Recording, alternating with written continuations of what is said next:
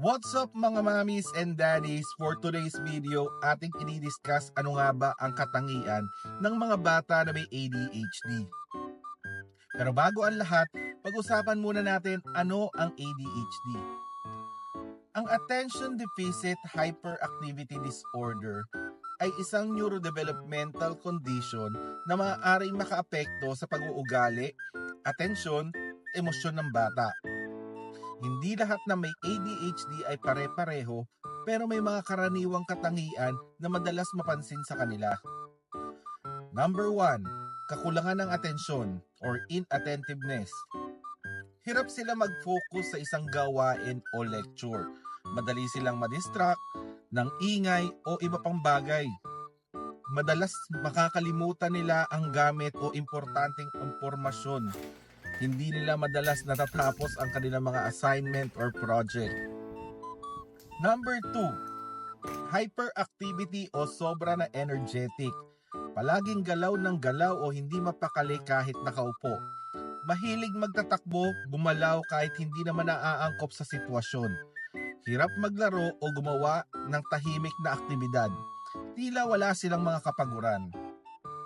Number 3, impulsivity. Pagiging padalos-dalos, hindi makapaghintay ng turn o pila, biglang sumasagot ng hindi pa tapos ang tanong, mahilig magsingit o mangabala sa usapan o sa mga laro. Tasmanian devil's liable to get you. He's a mean, vicious, nasty... Magawa ng mga desisyon na hindi na iniisip ang resulta. Number 4, emosyonal o pagiging sensitibo. Madalas, mabilis sila ma-frustrate o magalit. Mahirap i-regulate ang kanilang mga emosyon at mabilis nasasaktan o na-o-offend.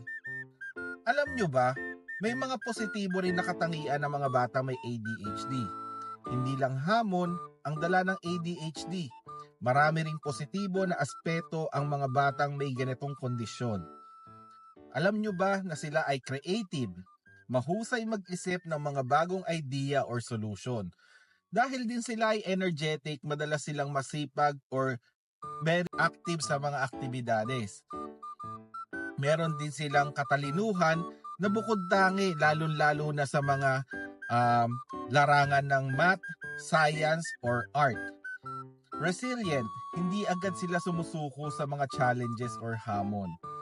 Ito ang aking mga tips para sa mga magulang at guro na may alagang mga bata na may ADHD o pinagsususpetsahan pa lang na merong ADHD. Number 1, magbigay tayo ng malinaw o maikling instruction.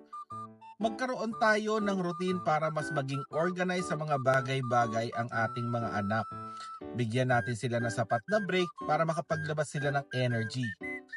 At alamin natin at i-celebrate ang kanilang mga achievements bilang suporta sa mga ginagawa nila.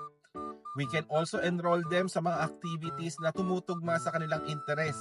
Halimbawa, pagsasayaw or sports. Ang pag-intindi sa mga katangian ng mga batang may ADHD ay mahalaga para magabayan sila ng maayos at ma-develop ang kanilang mga kakayahan. Para sa more interesting videos ukol sa mga bata, please like, follow, and subscribe. Hanggang dito na lamang ang ating video. Paalam!